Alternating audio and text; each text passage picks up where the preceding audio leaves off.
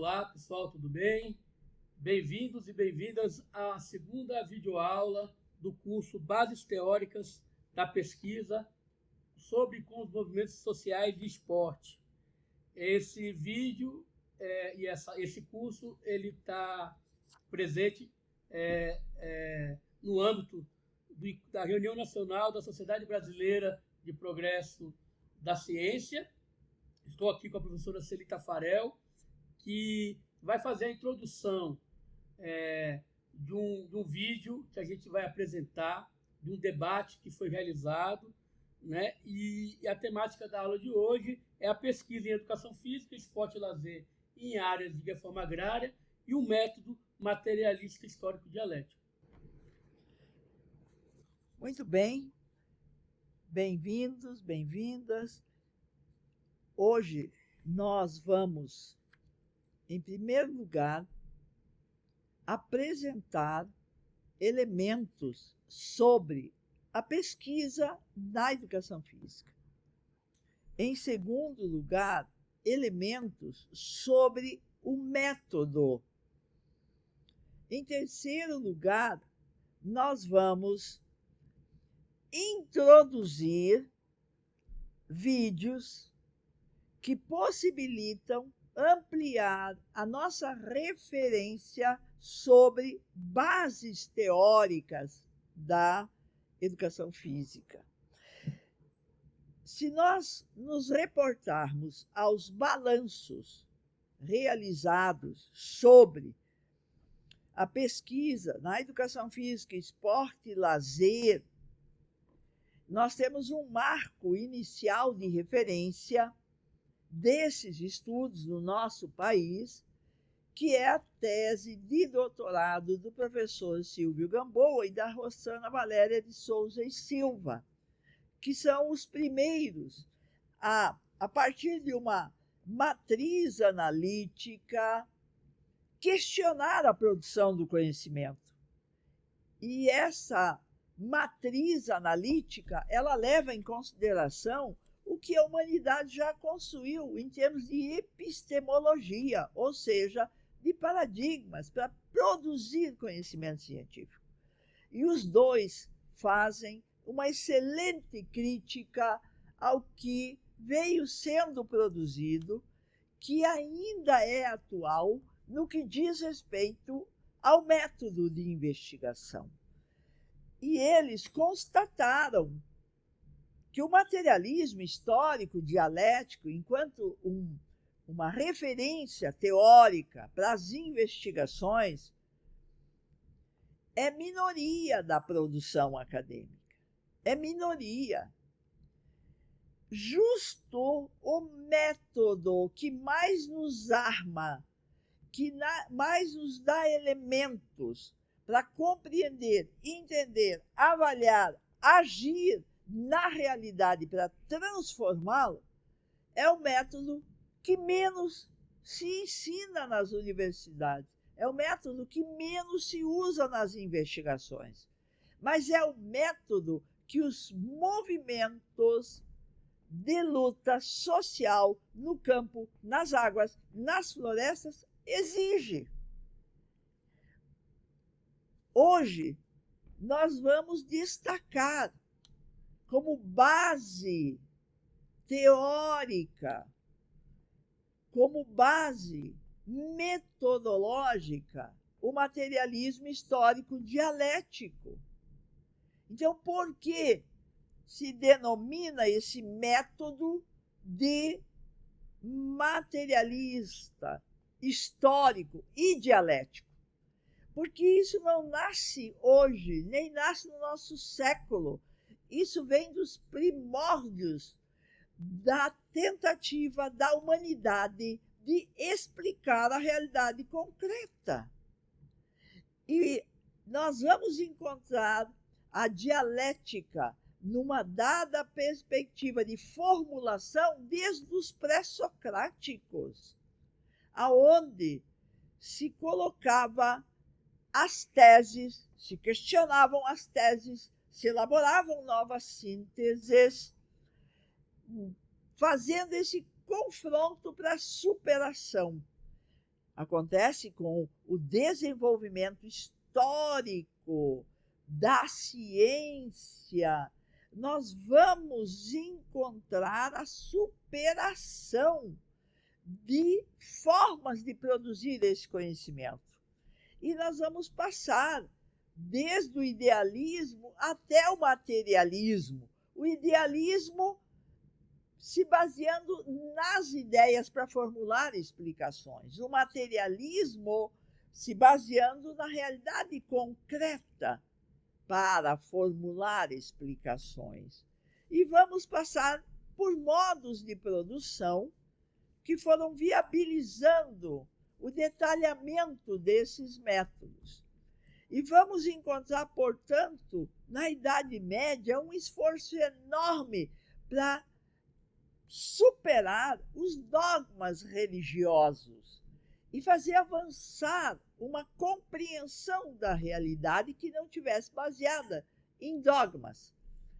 E nós vamos ter o questionamento destes métodos, como o positivismo, e vemos surgir outras possibilidades, como a fenomenologia, que também é criticada, e nós vamos ver os avanços nas possibilidades enquanto método de produção do conhecimento científico.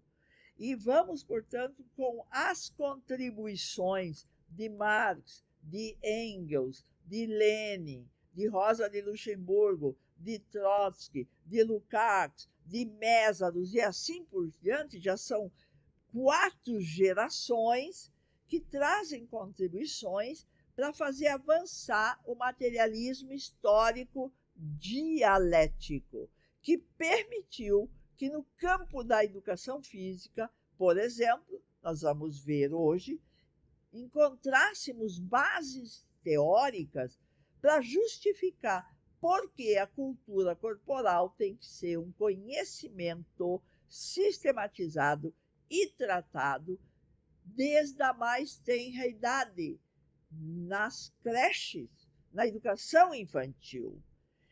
Isso é uma base teórica que foi desenvolvida fazendo o enfrentamento. Que enfrentamento?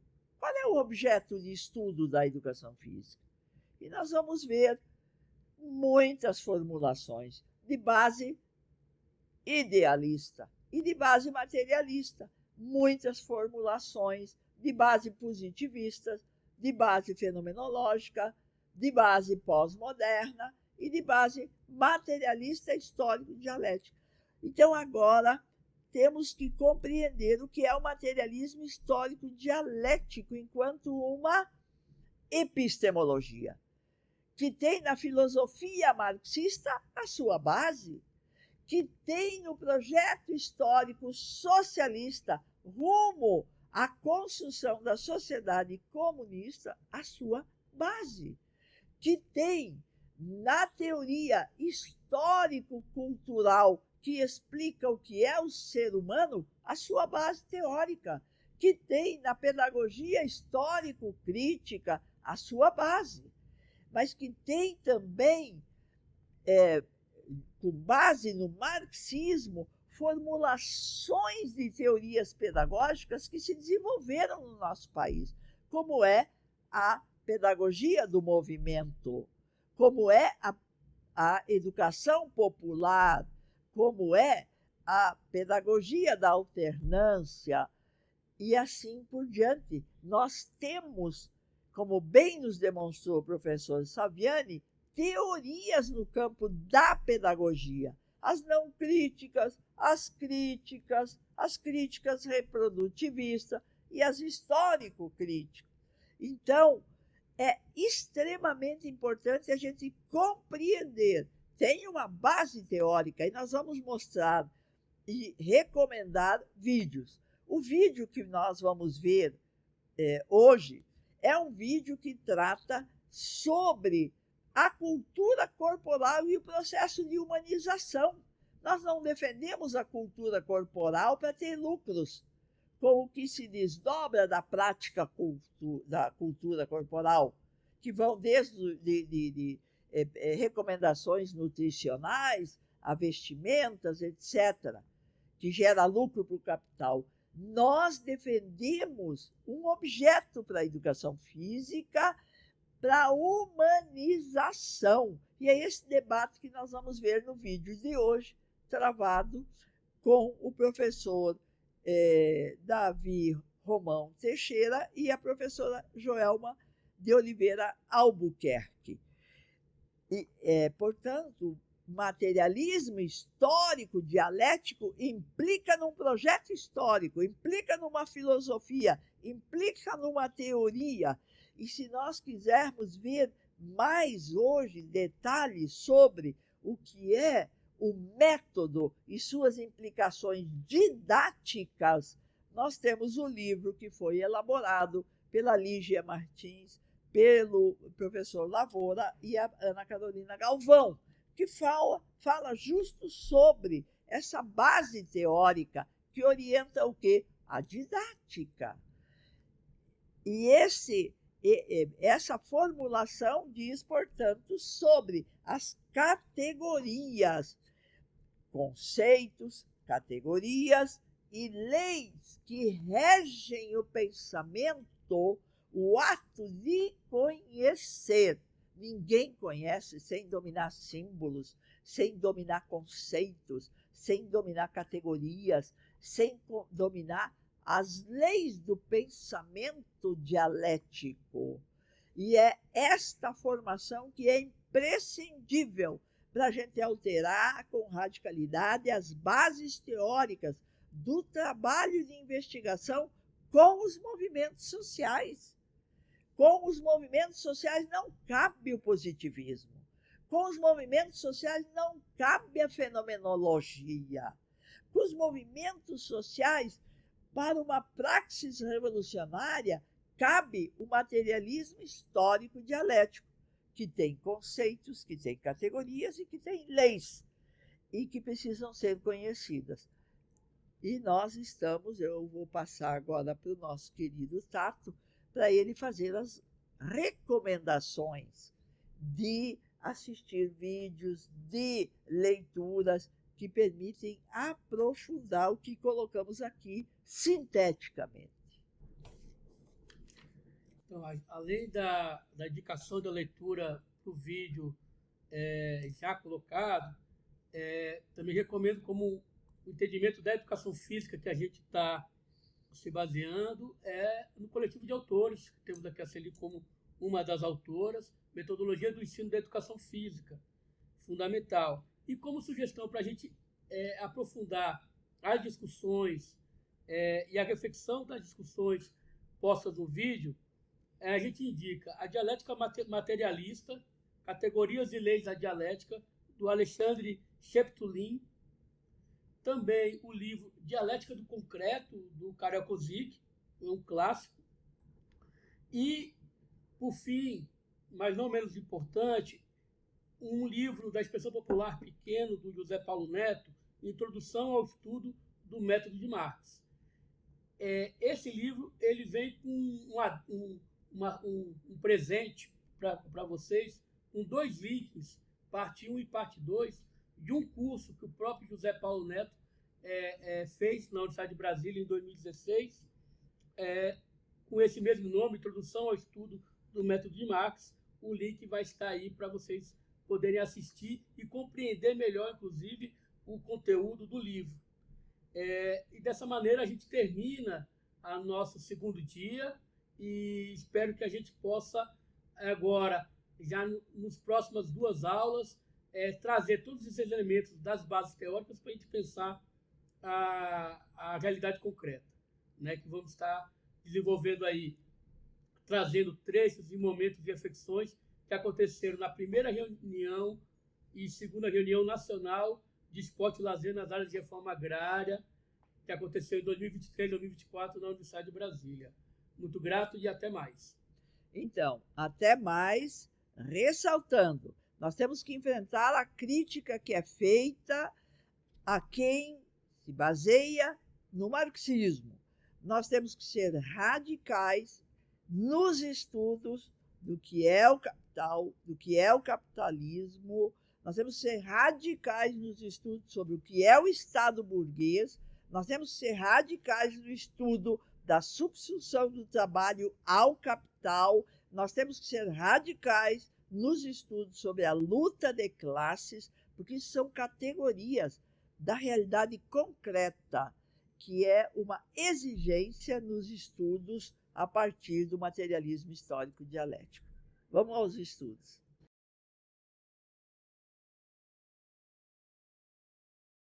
Eu quero iniciar fazendo uma autodescrição. Eu sou uma mulher branca, eu tenho 73 anos, e dos quais 55 ligada com a universidade, com a educação, com a ciência, com a organização da classe trabalhadora. Eu estou na minha residência em Salvador, na Bahia. Atrás de mim tem uma bandeira que eu honro, que é a bandeira da Coordenação Nacional das Entidades Negras. No meu peito eu tenho um bottom, Palestina livre, e também sem anistia. Eu assumi a responsabilidade de apresentar, nesse momento, a nossa querida Joelma e o nosso querido Davi, que farão a exposição, que hoje ministrarão a aula. Mas, antes dos dois entrarem, eu quero nós queremos dedicar o trabalho que nós estamos fazendo em homenagem ao professor Silvio Sanches Gamboa, da Unicamp, que já faleceu, e a professora Michele Ortega Escobar. Eles foram dois fortes pilares que, nesse momento, nós estamos ressuscitando, porque muito do trabalho deles nós estamos dando continuidade. Muito bem, dito isso, ao apresentar os jovens professores Joelma e Davi, eu quero ressaltar como é que nós chegamos a esse ponto, ao ponto de escrever um capítulo de um livro. E hoje nós vamos apresentar o capítulo desse livro. Mas como que surgiu isto? Isto surgiu em mais de 30 anos a partir desta obra, Metodologia do Ensino da Educação Física, do coletivo de autores que, pela primeira vez na história da educação física brasileira, defendeu que o objeto de estudo da educação física é a cultura corporal. E hoje, o nosso querido Davi e a nossa querida Joelma vão demonstrar por que nós estamos defendendo a tese de que a educação física tem que começar na mais tenra idade e que isso diz respeito à humanização.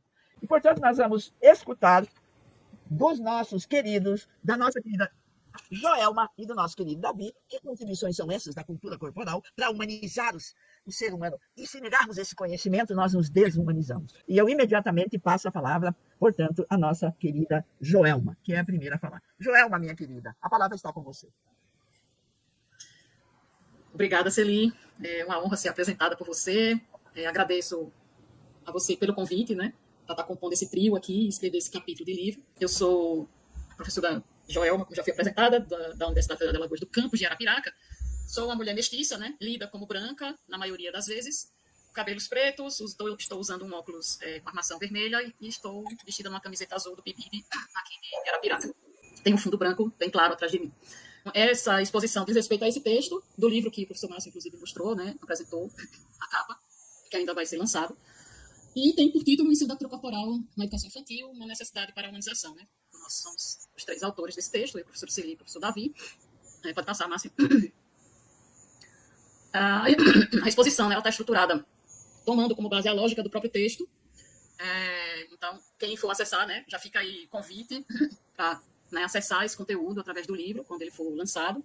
Tem uma introdução, a gente fala um pouco da educação física no contexto da educação infantil no Brasil, e também defendemos uma perspectiva da educação física, né, colocando que não é qualquer educação física que vai promover o desenvolvimento das crianças, e não é qualquer conteúdo, portanto, que vai promover esse desenvolvimento.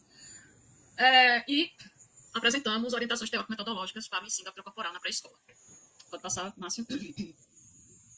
Então, vamos a esse conteúdo, né? Então, quero dizer, né, que no texto tem elementos sobre a educação física na educação infantil, com o qual a gente vai dialogar, eu vou expor um pouco, e a gente vai estar sempre trazendo esses elementos da prática social, né, da prática social da educação física na educação infantil. Mas tomamos como ponto de partida uma necessidade que está posta, que é reconhecer a educação física como uma disciplina do currículo da educação infantil, né? Então, como uma disciplina com uma sistematização de conteúdos, né, que tem uma proposta metodológica, organizada, sistemática, entendendo que a educação infantil é um nível de ensino, portanto, tem que incorporar, né, essa condição. Né. Defendemos também, né, no texto, o conteúdo da cultura corporal como objeto de ensino da educação física e apresentando possibilidades para o ensino da educação física, portanto, do objeto da cultura corporal na educação infantil.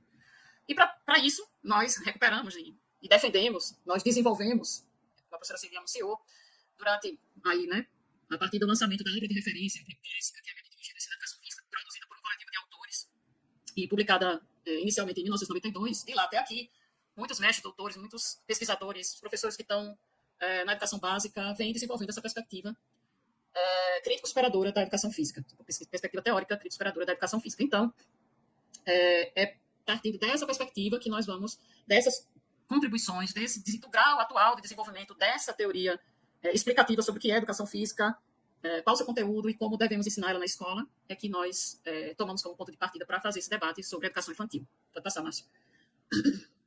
E aí a gente parte, uma coisa que é muito importante, que é a teoria crítico-superadora da educação física, ela parte de uma crítica às teorias hegemônicas para defender esse objeto de estudo, defender esse conteúdo de ensino, que é a cultura corporal. Né? E aí, a partir das contribuições da professora Celi Tafarel e da professora Michelle Escobar, um texto publicado em 2023, mas que vem sendo desenvolvido já há pelo menos uma década.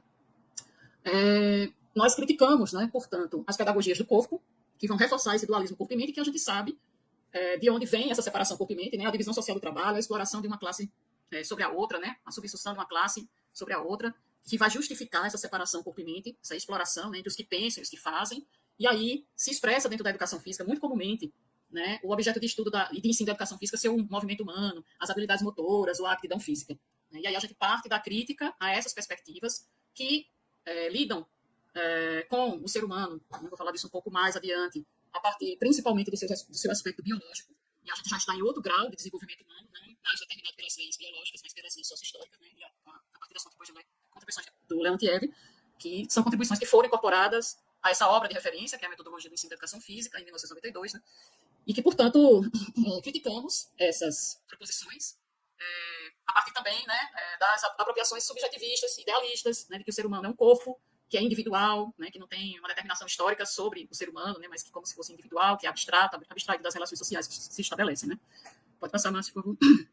Então, a partir dessa crítica, nós defendemos, né, essa compreensão de educação física para a educação infantil, que é fundamentada na psicologia histórico-cultural, na pedagogia histórico-crítica, no materialismo histórico-dialético. Né. Então, é importante a gente ter essa dimensão de que há uma proposição para o ensino da educação física que não recorta a educação física da vida real da sociedade de classes. Né? Então, isso é fundamental. E aí, a gente, no texto, né, quem for ler o texto, né, vai se aprofundar um pouco nisso, vai ver os dados postos sobre a educação infantil em geral e também alguns elementos para dialogar com a situação da educação física na educação infantil. Então, a partir disso, desse reconhecimento, né, de que a gente está numa sociedade de classes, que a luta de classes está aí, está posta, que a gente vive, né, numa produção capitalista, na sua fase superior, né, do imperialismo. Então, a gente reconhece os elementos dessa praxis social que se expressam, né, na educação infantil, por exemplo, reconhecendo que a gente está falando de 9 milhões de crianças que estão matriculadas na educação infantil, que elas estão matriculadas em 114 mil escolas, né, e nas quais, né, atuam 657 mil docentes, que na maioria são mulheres, tem um debate sobre isso também, né, específico na educação infantil. Então, a gente não está falando de uma coisa menor, a gente está falando, né, de um fenômeno extremamente relevante quando a gente está falando da educação infantil e também da educação física na educação infantil, ou seja, uma educação física que contribua na formação de 9 milhões de crianças que vão prosseguir, né, no seu processo de formação nos diferentes níveis de ensino. Bom, também reconhecemos, né, no texto como um todo, ao longo de todo o texto, esse desmonte das políticas públicas pós-golpe e também o não alcance, né, das metas postas do PNE para a educação infantil, como, por exemplo, a universalização da educação infantil, a precariedade das escolas, os investimentos, enfim, né, a contratação de professores, que tem se dado com contratos precários, temporários, isso é péssimo na educação infantil, se já é ruim nos outros níveis da educação infantil, ainda pior, né, pela característica, né, desse nível de ensino. Reconhecemos que a maior parte das redes municipais também não tem professores de educação física, então a gente reconhece esse momento também é um momento de dialogar com pessoas que não são professores de educação física, mas possivelmente sejam pedagogas e pedagogos que atuam na educação infantil, né, e dialogar com esses colegas para que a gente se aproxime mais, que a gente compreenda um pouquinho mais, né, sobre a função social da educação física no processo de formação humana da classe trabalhadora, produtora de toda a riqueza humana. Também reconhecemos que a infraestrutura do trabalho pedagógico é precária, só um exemplo aí, mas tem outros elementos lá no texto, né? Um exemplo que 80% das escolas não tem quadra, que é um espaço que comumente a gente usa bastante, né, nas aulas de educação física, por vários elementos. Depois o professor Davi também, acho que vai tocar um pouco, né, nesse tema. Pode passar, Márcio. E aí a gente reforça a partir disso, né, dessa realidade, que não é qualquer educação física, que não é qualquer conteúdo da educação física que vai promover o ensino desenvolvente, né? A educação física, ela é, sim, nós defendemos, necessária para impulsionar o aprendizado e, portanto, o processo de humanização das crianças, né? E aí eu só pontuar, né, que essa perspectiva que a gente vem defendendo, desenvolvendo, tanto do ponto de vista, né, do ensino nas escolas, quanto do ponto de vista científico, né, nos programas de pós-graduação, nos cursos de graduação, ela vem sendo, né, desenvolvida e tem aí suas principais expoentes, né? A professora Celita Farel e Michelle Escobar, que são duas autoras da obra de 1992, que continuaram defendendo e desenvolvendo com força essa perspectiva teórica que entendemos que o seu conteúdo precisa ser trabalhado desde as formas mais rudimentares até suas formas mais desenvolvidas, mais complexas, dentro desses ciclos de escolarização que vai desde a educação infantil até, né, ensino médio, ensino superior, por que não? E aí, para tanto, né, a gente precisa conhecer algumas questões, alguns pormenores mais complexos, que inclui um elemento central, que é o conteúdo de ensino, né? Então, a gente precisa conhecer minimamente qual é a característica desse conteúdo de ensino, já que, e aí depois a gente vai entrar mais nisso, né, não é um movimento, como está posto lá nos referenciais curriculares para a educação infantil, desde, né, da década de 90 que veio, né, se propagando e agora, enfim, né, ficou muito disseminada essa ideia, né, para que a gente compreenda, afinal de contas, o que é que eu tenho a ensinar na educação infantil, na educação física, na educação infantil, precisamos conhecer um pouco desse objeto, né, e aí, portanto, pode passar, Márcio, a gente expõe, né, no texto, já de saída, o que é a cultura corporal. Para a gente sair dessa forma muito aparente do conteúdo, que tem a ver, né, com essa forma como a educação física entra no Brasil, qual foi o motivo, né, até entra através de métodos ginásticos, enfim, para, né, a formação ideológica e física da classe trabalhadora para ser cada vez mais explorada, né, e aí, muitas vezes, na aparência, fica parecendo que a educação física é uma disciplina da prática, uma disciplina que não tem muita profundidade, que não tem muito a contribuir. Né? Então, para contrapor e enfrentar essa ideologia da classe dominante, que é altamente disseminada, né, a gente apresenta sempre, né, o que é a cultura corporal, e a gente reconhece, a partir aí das contribuições da professora Celita, da professora Michelle, depois vai ter continuidade com o trabalho do professor Davi, e de outros também, né, que contribuíram na sequência, que um objeto de ensino da educação física na escola se materializa a partir da forma de atividades como o jogo, o esporte, a dança, a ginástica, as lutas, né? Então, a gente tem esse contato, né, com essas atividades que estão na prática social da humanidade e que a gente transforma isso num conhecimento escolar, né? E aí, a professora Celia e a professora Michelle vão explicar o que é a cultura corporal, afinal de contas, né? Dentro dessa ideia aí da gente poder se apropriar um pouquinho mais, né, desse objeto e ter mais elementos para, por exemplo, selecionar que conteúdo eu vou ensinar para minhas crianças, por que eu vou selecionar esse ou aquele conteúdo, ou aquela atividade, porque eu vou propor uma coisa ou outra, né? Então, a gente conhecer um pouco mais do que é a cultura corporal colabora nesse sentido, porque, afinal de contas, é o objeto de ensino da educação física. Então, a cultura corporal é o fenômeno das práticas, né, corporais, cuja essência, importante essa palavra essência aí, o nexo interno das suas propriedades, né, aquilo que compõe essas atividades, que são determinantes do seu conteúdo, né, e a sua estrutura de totalidade é dada pela materialização em forma de atividades. E aí eu marquei vermelhinho nessa palavra atividades, porque não é uma palavra aleatória, né? Vocês podem ver a incorporação da atividade humana, né, que diferencia a gente dos outros animais aí, nessas atividades. Essas atividades podem ser criativas ou imitativas das relações múltiplas, né, de experiências ideológicas, políticas, filosóficas e outras que são subordinadas às leis históricas sociais. Vejam, né? Então, aquilo que a gente vai ensinar sobre o que é educação física, sobre a educação física na escola, esses conteúdos, eles têm, primeiro, uma estrutura, né, um nexo interno, uma organização de ações e operações próprias, mas que expressam relações sociais, relações, né, que estão postas na realidade, né, que são expressam aí, né, experiências ideológicas, políticas, filosóficas ou outras, né. E o geral dessas atividades é que elas são valorizadas em si mesmas. Então, elas têm um valor próprio. Ou seja, o seu produto material, o seu produto não material, aí dentro daquele debate que o professor Saviani faz lá no Primeiras Aproximações, né, que estava de História Crítica, Primeiras Aproximações, o seu produto não material, ou seja, aquilo, né, que essas atividades promovem, né,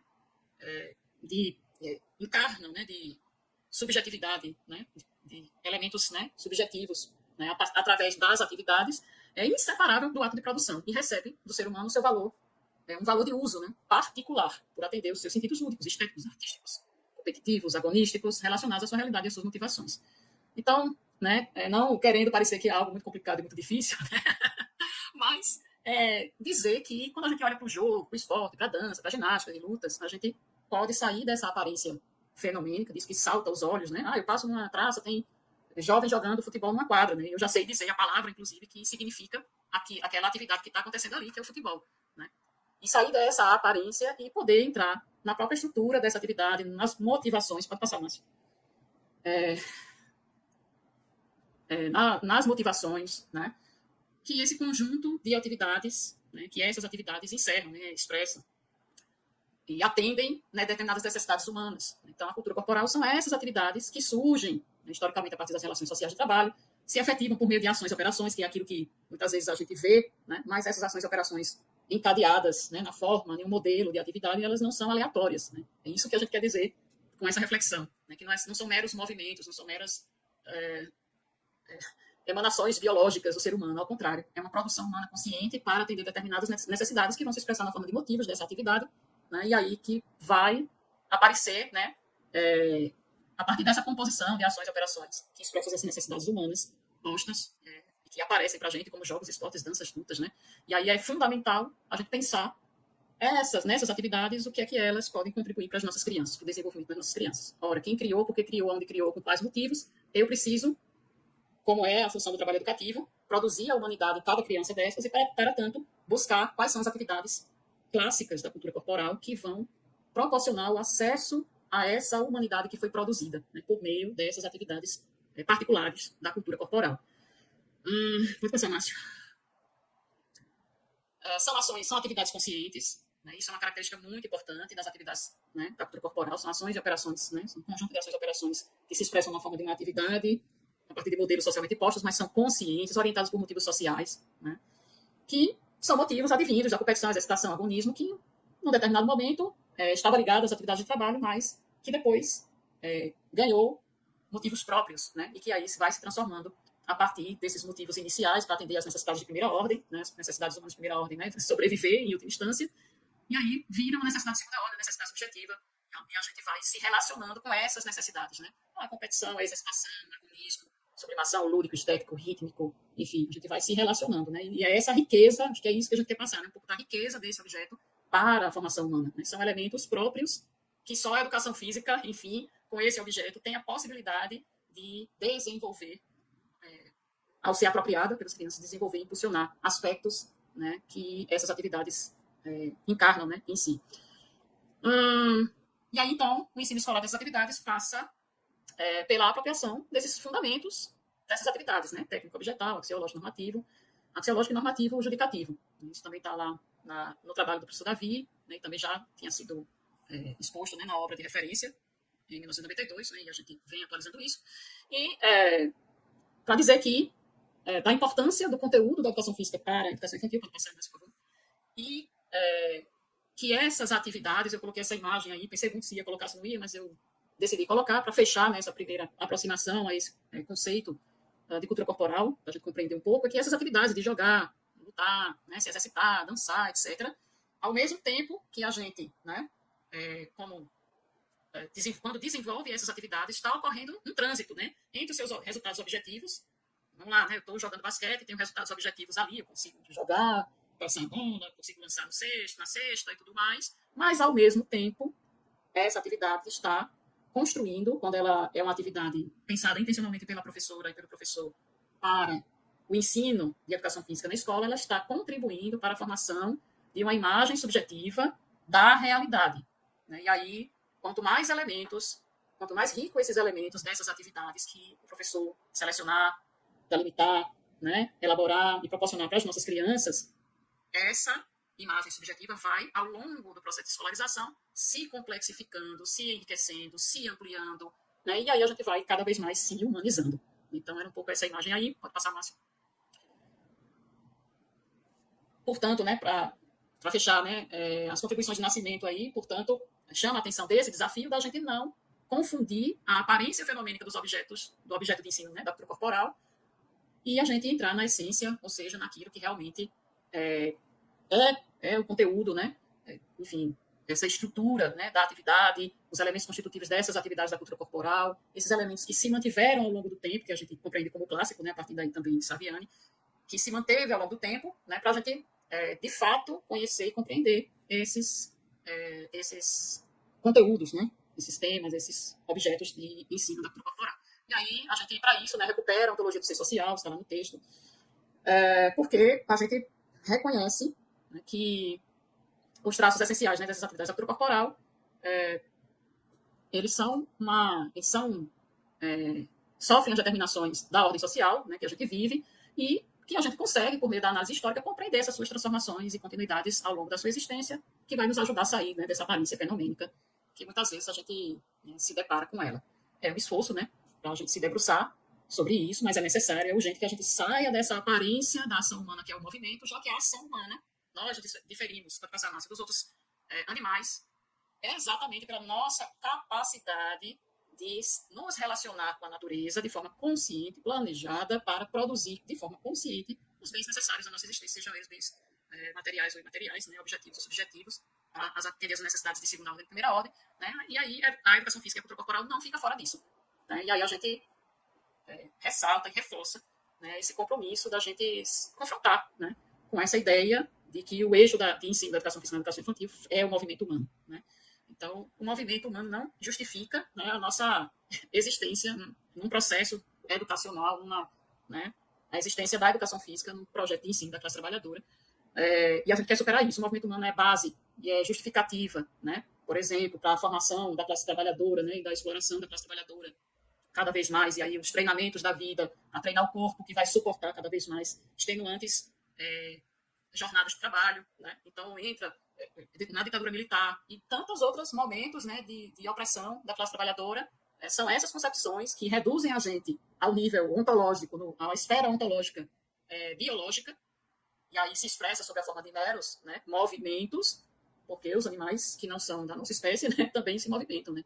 E nós não só nos movimentamos, nós não nos adaptamos à natureza. Ao contrário, nós atuamos sobre a natureza de forma consciente para produzir os bens necessários à nossa existência. E a partir dessa relação foi que foram produzidos os conhecimentos, né, os elementos, as atividades da cultura corporal que se transformam em um conhecimento escolar. Então, isso é muito importante. Eu costumo dizer para meus estudantes, né, que a gente preste atenção, para a gente tomar esse cuidado, para não, em última instância, né, tratar as crianças como passar atividades para as crianças que só reproduzem as coisas, né, que elas não vão tomando consciência das características das coisas, né, que envolvem os elementos da cultura corporal, e por aí vai. Elementos que vão construindo, né, a nossa característica de ser humano, né, essa característica ontológica. Né? Nós somos humanos exatamente pela capacidade de construir o novo, né, o ainda não existente. Pode passar, Márcio. Bom, essa crítica, né, aí já é necessária para superar, né, essas determinações, ainda tratar as crianças sobre as determinações biológicas, inclusive dentro daquela lógica, né, de esperar o desenvolvimento da criança para depois ensinar, né, ou seja, uma lógica de amadurecimento, de um pretenso amadurecimento das crianças, não, todo o contrário, né? Superar essa visão biologicista do desenvolvimento das crianças e, portanto, do ensino da educação física na educação infantil. Pode passar, Márcio. E aí é isso, né? Demarcado um pouco esse objeto do que é que nós temos a ensinar aí da origem, né, dessas atividades da cultura corporal ser exatamente, né, a prática social humana dentro de uma sociedade que, né, que veio se desenvolvendo em diferentes modos de produção, mas que, em geral, aposta a luta de classes, né, em todos esses modos de produção, e esses objetos da cultura corporal não estão fora disso, é que a gente precisa reconhecer alguns elementos, né, como proposta metodológica para as aulas de educação física, né, que elas têm como tarefa o ensino sistematizado das atividades da cultura corporal, sim, na educação infantil. As atividades da cultura corporal, no âmbito da educação física, não são uma forma de linguagem, mas sim atividades humanas, e lembrar que os sentidos pessoais e os significados sociais das atividades da cultura corporal vão consolidando motivações humanas, razões humanas, né, que aí desde a educação infantil. E, em última instância, essas atividades, né, são determinadas pela economia política e é muito importante a gente reconhecer isso. Se a gente não traz esses elementos para as crianças, não vai ser nenhuma outra área, nenhuma outra disciplina que vai trazer.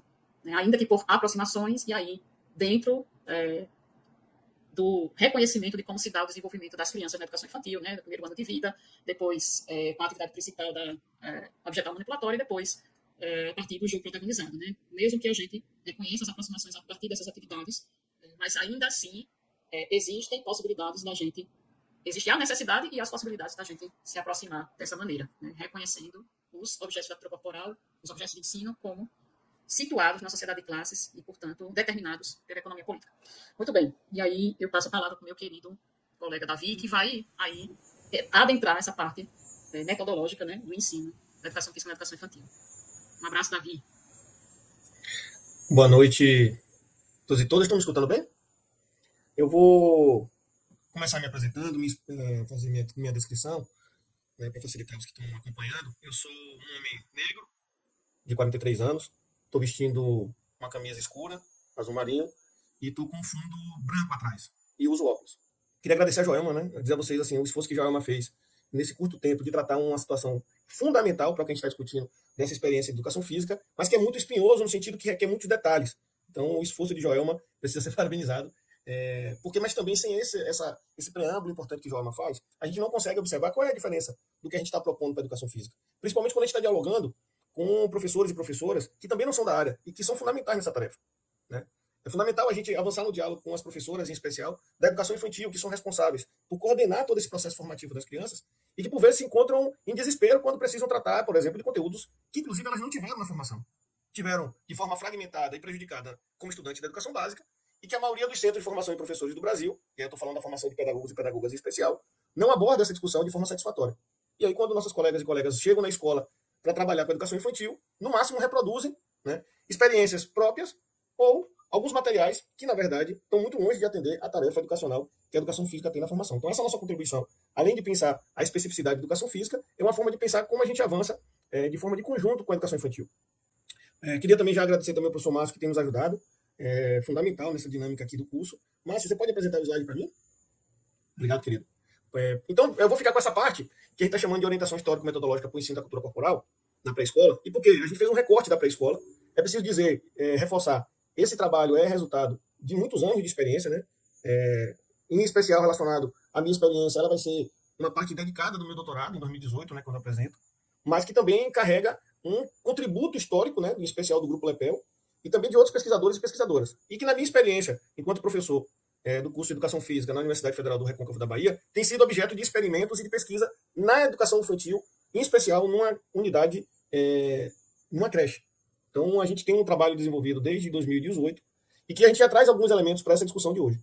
Então, esse momento a gente vai se dedicar a concentrar em aspectos que nós identificamos que são importantes para organizar esse ensino da educação física, que Joelma já apresentou, que não é qualquer um, apresentar esse conteúdo e que são fundamentais nessa organização.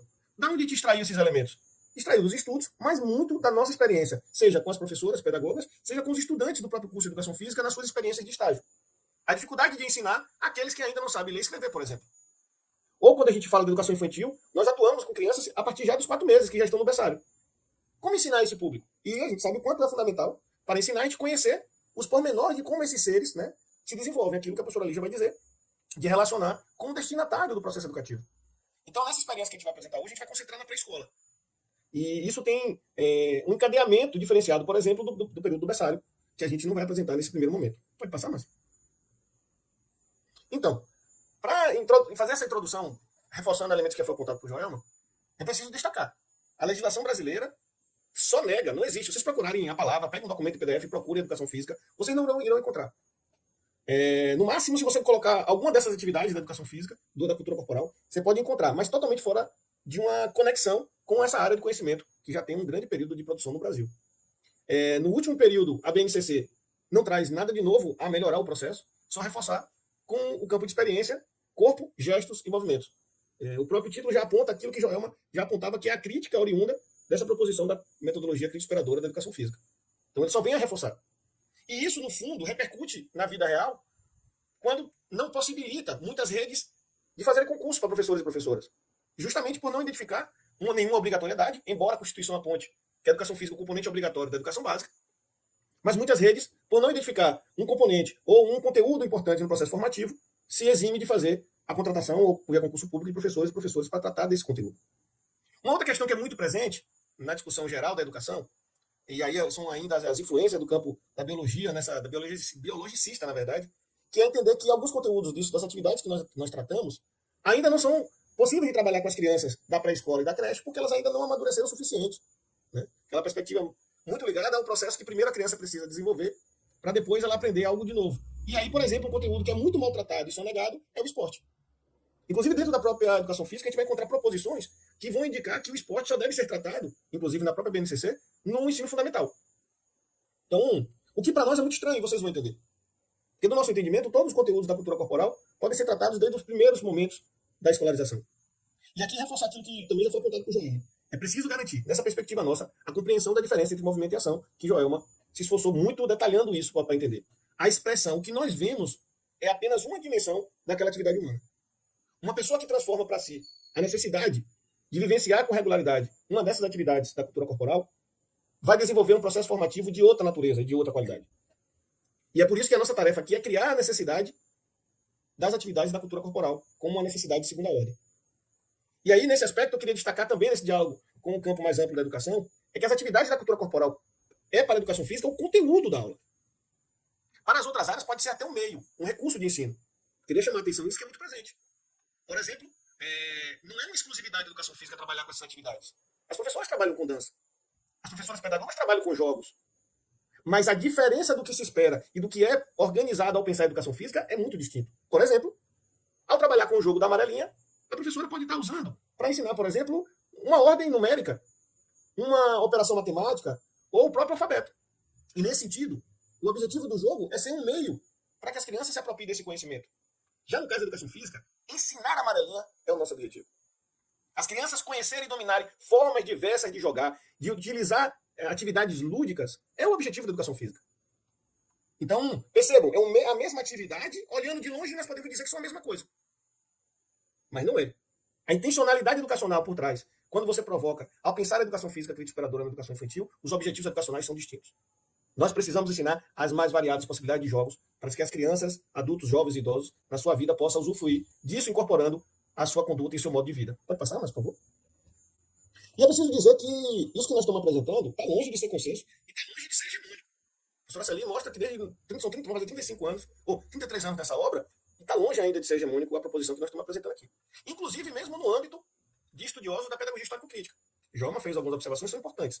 Primeiro, em muitos materiais não é colocada a possibilidade da educação física fazer parte do núcleo básico do currículo da educação básica.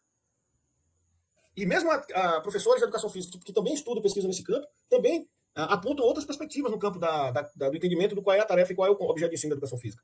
Alguns, inclusive, ainda muito atrelados ao processo da aptidão, né, do condicionamento do aluno para suportar melhores condições para desenvolver a atividade de estudo, melhorar a postura, ajudar na concentração. É verdade, tudo isso é possível. Mas perto da expectativa e da perspectiva que nós apontamos, isso é apenas uma dimensão. O central é a apropriação dessa atividade humana que foi produzida historicamente e que se modificou nas relações com o trabalho ao longo dos anos do processo da vida do homem na Terra. Então, pensando na crise superadora, nós também apresentamos um elemento que é fundamental, que é a organização em ciclos de ensino. E aí, é uma forma totalmente diferente de pensar a lógica seriada da escola hoje. E nesse sentido, a gente atualiza, pensando no primeiro ciclo de escolarização, aquele que vai do berçário à pré-escola. E é um período de muitas mudanças e transformações no processo de desenvolvimento psíquico e do desenvolvimento da motricidade dessa criança. E nesse campo, nós dividimos em dois momentos. Momento 1, que é a creche até os 3 anos, e momento 2, a pré-escola, que são 4 ou 5 anos, dentro desse processo, já ajustando ao processo atual de escolarização. Qual é a grande conquista do ponto de vista da motricidade? É que nesse momento há um aumento gradativo dos movimentos voluntários, da ação, em relação aos movimentos involuntários, que é a principal conquista no campo da motricidade. Então é só pensar, o bebê que chegou na creche, e aqui a creche da gente acompanha, recebe bebês de 4 meses, 6 meses, e eles vão sair com 5 anos. Ao pensar isso, é que a gente pensa o ciclo. Qual é o objetivo nesse ciclo do ponto de vista da educação física? Quais são as conquistas que as crianças precisam adquirir nesse ciclo? Pode passar, mas? E aí, nesse sentido que a gente aponta, o que o coletivo de autores aponta como salto qualitativo. Na verdade, esse é o objetivo que a gente espera ao trabalhar o ensino da educação física nesse primeiro ciclo. E atenção, o ciclo é fundamental, porque ele rompe com a lógica de pensar a seriação, e a criança tem um tempo amplo onde as suas individualidades e especificidades não ficam amarradas ao período do ano civil, aonde a seriação amarra as crianças. Então nós temos um marco grande para que as crianças possam dar o salto qualitativo necessário, que seria que elas comecem a categorizar os objetos, organizar os dados da realidade, e elas começam a iniciar, ao final desse ciclo, a sistematização. Isso é o que se espera. Quando elas conseguem pensar por complexo e avançam no sentido do pensamento conceitual. Esses são parâmetros para a gente poder entender se a criança, ao final da pré-escola, conseguiu atingir dar o salto qualitativo necessário para o segundo ciclo. E terceiro, quando elas dominam as funções e operações diretas dos objetos, apresentados uma crescente realização de novas ações, e já conhecem os objetos e ações elementares de algumas atividades da cultura corporal. E aqui algumas, porque aqui entra o elemento da seleção dos conteúdos que vão ser indicados pelos professores na organização curricular de cada unidade escolar. Mas se as crianças desenvolvem e conseguem, ao final da pré-escola, apresentar o desenvolvimento desse salto qualitativo, nós atingimos os nossos objetivos. Pode passar, por favor? E aqui é importante sempre ressaltar o quanto a gente defende a presença do ensino da educação física no currículo escolar desde a creche. A gente considera que esse conhecimento da cultura corporal deve ser incorporado aos nossos debates de organização curricular, junto com os conhecimentos científicos, filosóficos e artísticos. Essa é uma área que é negada às crianças, em especial no nosso país, fora do ambiente escolar. E, por vezes, a escola é a única oportunidade das crianças acessarem esse importante conhecimento produzido pela humanidade. Pode passar, por favor, Márcio? E aqui eu vou trazer alguns apontamentos para provocar o debate e vou finalizar apresentando um pouco da nossa experiência em 3 pequenos vídeos. E aí eu prefiro que a gente faça o debate, enriquecer a discussão no debate. Então, destaquei alguns apontamentos, vão ter outros no capítulo. Mas uma importância do trabalho em grupo. Eu preciso entender que a criança da pré-escola, ela ainda tem um processo de individualização e individualidade muito presente, em alguns casos mais acentuados, em outros, no entanto, a partir das suas relações sociais estabelecidas no seu cotidiano. E o trabalho com a educação física é fundamental e tem atividades que propiciam enriquecer essa possibilidade de trabalho em grupo, em especial as atividades que envolvem, por exemplo, a dança de roda, os jogos coletivos, os esportes coletivos. Dimensões que são fundamentais no desenvolvimento dessa criança, aonde ela começa a pensar que ela atua numa sociedade, ela vive numa relação social, que ela precisa atuar de forma coordenada e em respeito aos demais. E nós vamos ter um conjunto de atividades da cultura corporal que requerem esse tipo de condição para o seu desenvolvimento, como essas citadas. E é fundamental a gente desenvolver essa atividade com as crianças da pré-escola. Pode passar, Márcio? Uma outra dimensão que, por vezes, é sacrificada é o cuidado com a dimensão estética. É muito comum, e quem está no ambiente de educação infantil, em geral, as escolas tentam promover isso, mas às vezes, na hora de organizar a aula de educação física, a gente não dá a devida importância, por exemplo, à dimensão estética dos materiais, da organização do espaço. E isso faz muita diferença, inclusive, no envolvimento das crianças. Essa deve ser uma questão a ser observada. As crianças, por exemplo, a depender da situação, elas vão se interessar muito mais por um objeto da própria educação física. Vou trazer um exemplo que a gente já vivenciou com as bolas. A variedade de bolas é fundamental, a variedade de cores, de texturas, de possibilidades, que muitas vezes o material oficial, o material que a gente tem acesso, às vezes até de uma qualidade muito boa, não apresenta. E isso, na educação infantil, em especial na pré-escola, faz diferença. Aquela bola branca, lisa, muitas vezes ela é desprestigiada por uma bola de papel colorida que foi elaborada na construção dentro da sala de aula. Então essa é uma dimensão que a gente precisa atentar, em especial na pré-escola. Vejam, gente, não quer dizer que essas dimensões que eu estou apontando não são importantes nos outros níveis, nas outros níveis de escolarização. Mas na pré-escola são elementos muito importantes. Pode passar, por favor? Uma outra dimensão e para a educação física muito importante, que é a imitação do comportamento dos adultos. Lembre que esse é o momento onde as crianças, do ponto de vista do seu desenvolvimento, estão no momento de querer reproduzir, fazer o que os adultos fazem. Não à toa vai surgir aí a atividade dos jogos de papéis como uma atividade guia desse momento. E na educação física nós temos que trazer isso ao nosso favor. Porque, inclusive, ao apresentar as atividades da cultura corporal, as crianças vão acessar os modelos de ação iniciais a partir da demonstração dos adultos. Por que eu quero chamar a atenção disso, em especial na educação física? Porque, inclusive, a gente aponta que na educação física, com o passar dos anos, a tendência é que o professor e a professora não precise demonstrar o que precisa ser feito. E isso é explicado porque nesse processo de desenvolvimento as crianças vão acessar e vão desenvolver, inclusive, capacidades de abstração, que a partir da descrição, a partir do enunciado, elas vão conseguir construir modelos de ação. O que não é verdade ainda na pré-escola.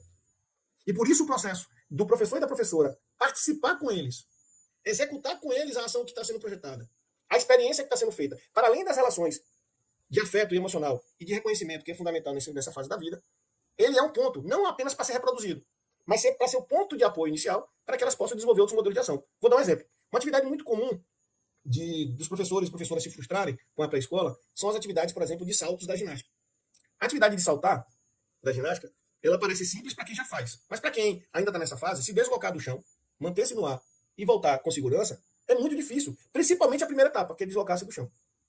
As crianças ainda não desenvolveram e não aprenderam. Na verdade, dentro do nosso princípio, a gente tem que garantir isso, é que é fundamental o aprendizado para o desenvolvimento.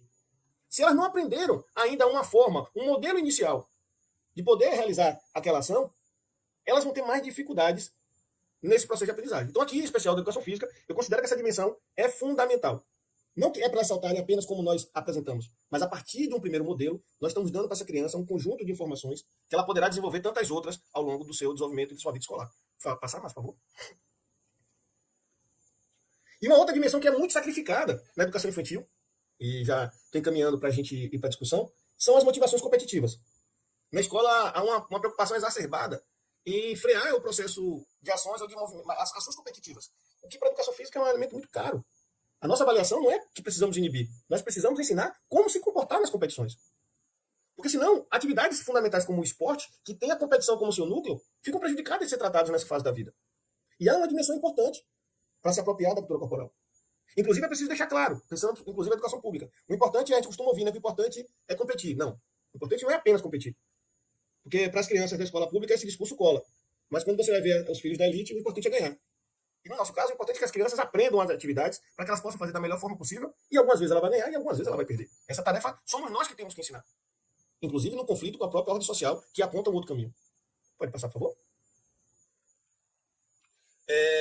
Uma outra observação, e aí eu vou ser um pouco mais rápido para a gente ir para os vídeos, é também na organização o grau de complexidade das tarefas. O que é muito comum e eu observo é que, por não conhecer bem a criança na pré-escola, por vezes são apresentadas atividades que ou são, como aqui costuma se dizer, muito besta, muito simples para elas, e elas não se interessam, ou atividades que são complexas e que, pelo professor e a professora não apresentar as condições e os meios para que elas possam realizar, a atividade não acontece.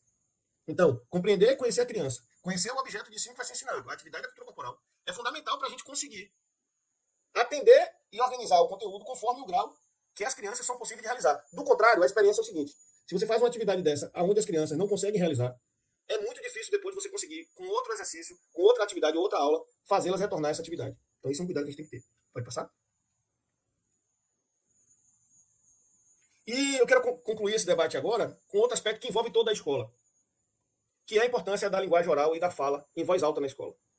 Isso é um problema muito sério, inclusive, da própria infraestrutura das escolas. Tem no capítulo, está descrito lá no capítulo. E quem trabalha na escola de educação infantil sabe disso.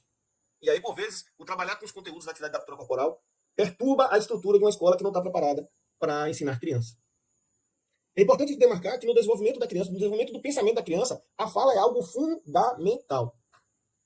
E a escola, em sua regra, é aquela escola do silêncio. É a escola da fila, é a escola do silêncio. Como as crianças vão desenvolver suas capacidades de desenvolvimento do pensamento, que a gente apontou lá, que o salto qualitativo é a criança pensar por complexo e está se aproximando do pensamento conceitual, se a todo momento ela é inibida de falar?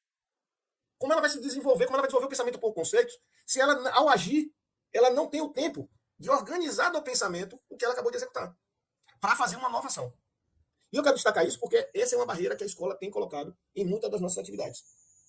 E aí, dizer que é uma condição, inclusive, da criança, que nós ensinamos, que ela dá ordem para si mesma. Por vezes a criança termina uma atividade e ela precisa compartilhar com outro colega. E aqui eu não estou falando da parte da risada, da alegria, que é fundamental estar presente no ambiente escolar, e que esse ambiente, pela nossa experiência, joga contra essa condição.